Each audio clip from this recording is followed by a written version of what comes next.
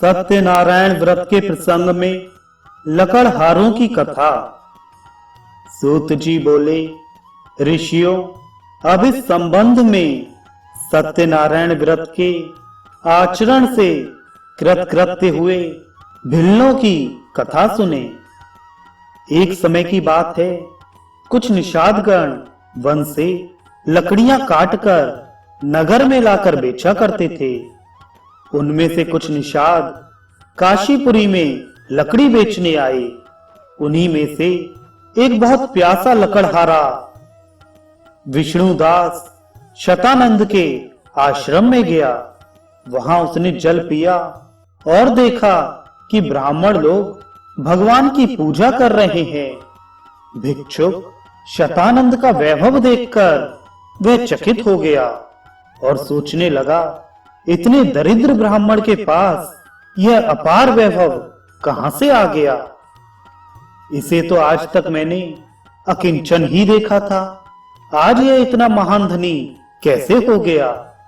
इस पर उसने पूछा, महाराज, आपको यह ऐश्वर्य कैसे प्राप्त हुआ और आपको निर्धनता से मुक्ति कैसे मिली? यह बताने का कष्ट करें, मैं सुनना चाहता हूं। शतानंद ने कहा, भाई, यह सब सत्यनारायण की आराधना का फल है। उनकी आराधना से क्या नहीं होता। भगवान सत्यनारायण की अनुकंपा के बिना किंचित भी सुख प्राप्त नहीं होता। निषाद ने उनसे पूछा, महाराज, सत्यनारायण भगवान का क्या महात्म्य है? इस व्रत की विधि क्या है?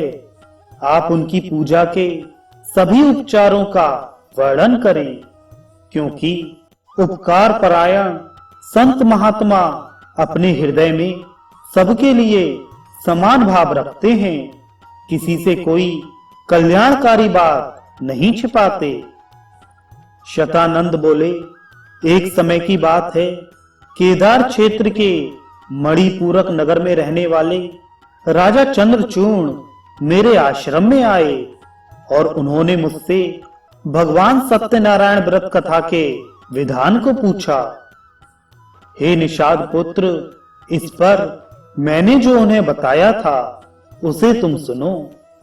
सकाम भाव से अथवा निष्काम भाव से किसी भी प्रकार भगवान की पूजा का मन में संकल्प कर उनकी पूजा करनी चाहिए। सवा से गोधूम के चूर्ण को मधु तथा सुगंधित घृत से संस्कृत कर नैवेद्य के रूप में भगवान को अर्पण करना चाहिए। भगवान सत्यनारायण शालग्राम को पंचामृत से स्नान कराकर चंदन आदि उपचारों से उनकी पूजा करनी चाहिए। पायस, अपूप, संयाव, दधी, दुग्ध, ऋतुफल, पुष्प, धूप, दीप तथा नैवेद्य आदि से भक्ति पूर्वक भगवान की पूजा करनी चाहिए। यदि वैभव रहे तो और अधिक उत्साह एवं समारोह से पूजा करनी चाहिए। भगवान भक्ति से जितना प्रसन्न होते हैं उतना विपुल द्रव्यों से प्रसन्न नहीं होते। भगवान संपूर्ण विश्व के स्वामी एवं आप्तकाम हैं। उन्हें किसी वस्तु की आवश्यकता नहीं, केवल भक्तों के द्वारा श्रद्धा से अर्पित की हुई वस्तु को वे ग्रहण करते हैं।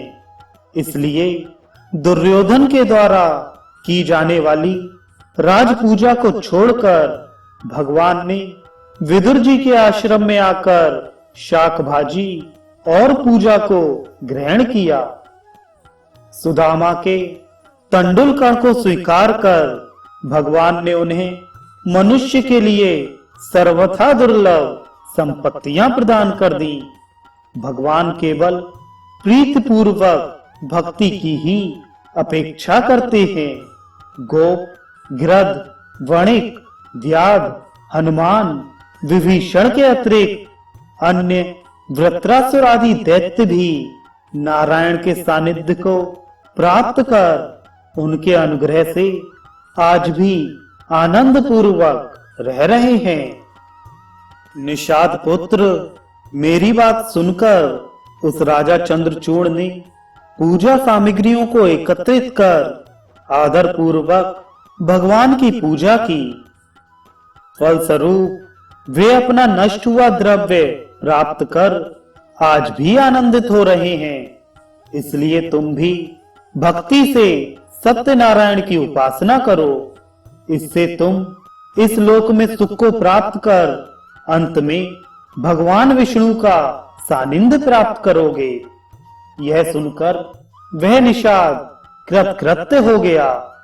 विप्रश्रेष्ठ शतानंद को प्रणाम कर अपने घर जाकर उसने अपने साथियों को भी हरि सेवा का महात्म्य बताया। उन सब ने भी प्रसन्न चित्त हो श्रद्धा पूर्वक यह प्रतिज्ञा की कि आज काष्ठ को बेचकर हम लोगों को जितना धन प्राप्त होगा उससे अपने सभी बंधु बांधवों के साथ श्रद्धा एवं विधि पूर्वक हम सत्यनारायण की पूजा करेंगे। उस दिन उन्हें काष्ठ बेचने से पहले की अपेक्षा चौगुना धन मिला। घर आकर उन सब ने सारी बात स्त्रियों को बताई और फिर सबने मिलकर आदर पूर्वक भगवान सत्यनारायण की पूजा की और कथा का श्रवण किया तथा भक्ति पूर्वक भगवान का प्रसाद सबको वितरित कर स्वयं भी ग्रहण किया। पूजा के प्रभाव से पुत्र पत्नी आदि से समन्वित निषाद गणों ने पृथ्वी पर द्रव्य और श्रेष्ठ ज्ञान दृष्टि को प्राप्त किया। द्विश्रेष्ठ उन सब ने यथेष्ट भोगों का उपभोग किया और अंत में वे सभी योगी जनों के लिए भी दुर्लभ वैष्णव धाम को प्राप्त हुए।